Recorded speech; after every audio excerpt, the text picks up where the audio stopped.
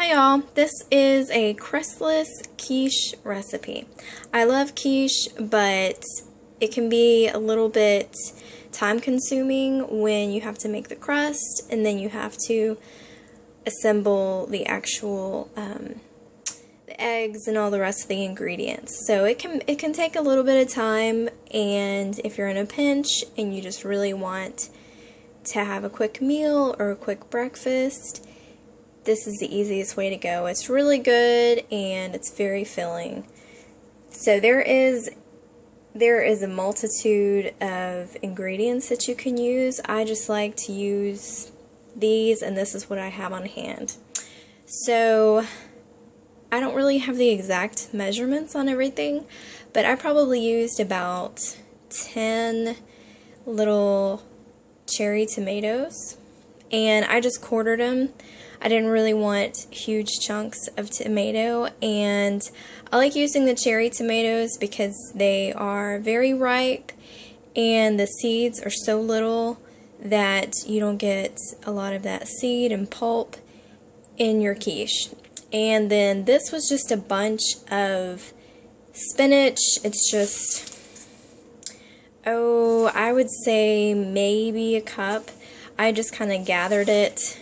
And then if you gather it and then roughly chop it, it's really good, and you don't have the gigantic leaves in your quiche.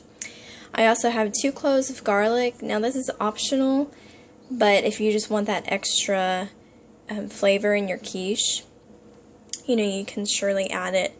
This is about, I think this is about 3 tablespoons of milk. And this is probably 5 pieces of bacon, I believe, and about a 1/4 cup of finely shredded cheddar cheese. And then we have 6 eggs. So I am going to whisk the eggs and the milk together, and then I will start adding everything else.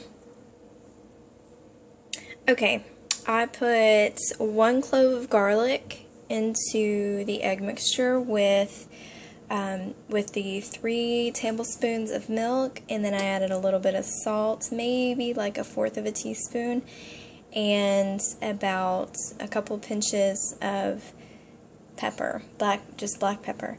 You also want to preheat your oven to either 350 or 375. Either one is fine. The 375 will put more of a crust on your quiche, and it will bake it a little quickly, a little faster than if it was on 350. 350, it's going to be a little bit creamier, so whichever you prefer.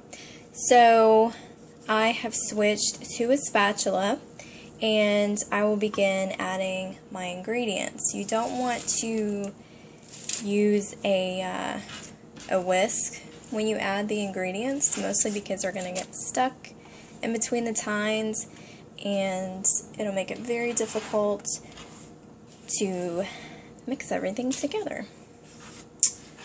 Okay. Like I said, you can add whatever ingredients you want. I have made a quiche with just mushrooms and onions and a little bit of cheese. I've made it with, I've made it with just several different ingredients, and it is so good that you can really play around with it and, play with your ingredients and just really make it your own. So, okay, you really just want to mix everything together until it's incorporated.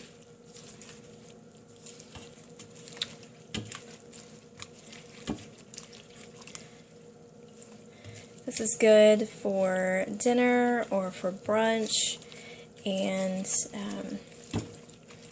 it's good as leftovers. It's just a really good meal.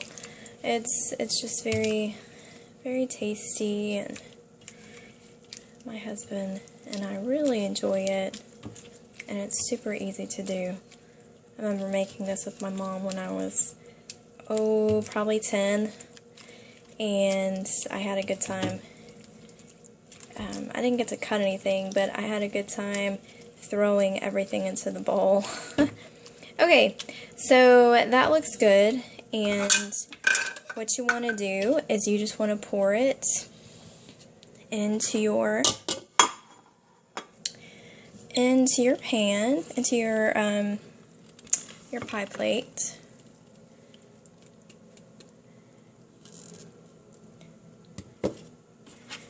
And spread it around just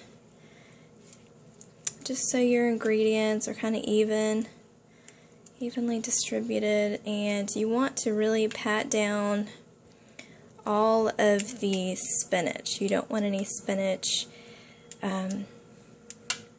poking out of the egg, because it will burn or scorch, and you just don't really want that. Okay, so that looks good, and we will bake it for about,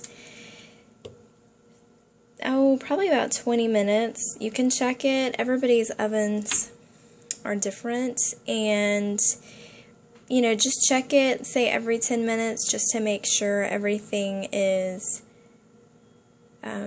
everything's fine. You definitely don't want to overcook this. Anyways, I hope you enjoyed this, and I will show it to you when it comes out of the oven.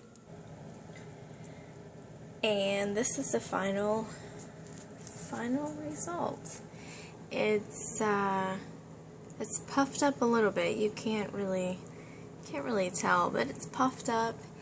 And something I would normally do is I would normally sprinkle cheese over the top before I put it in the oven, or like halfway through, but it's just pretty like this. So feel free to play around with it. I baked this for about 20 to 25 minutes, and I baked it at 375 the whole time. So anyways, if y'all have any questions or comments, go ahead and leave them below. And if you want to see more cooking, baking videos, go ahead and either comment or thumbs up. So I'll see y'all next time. Bye guys.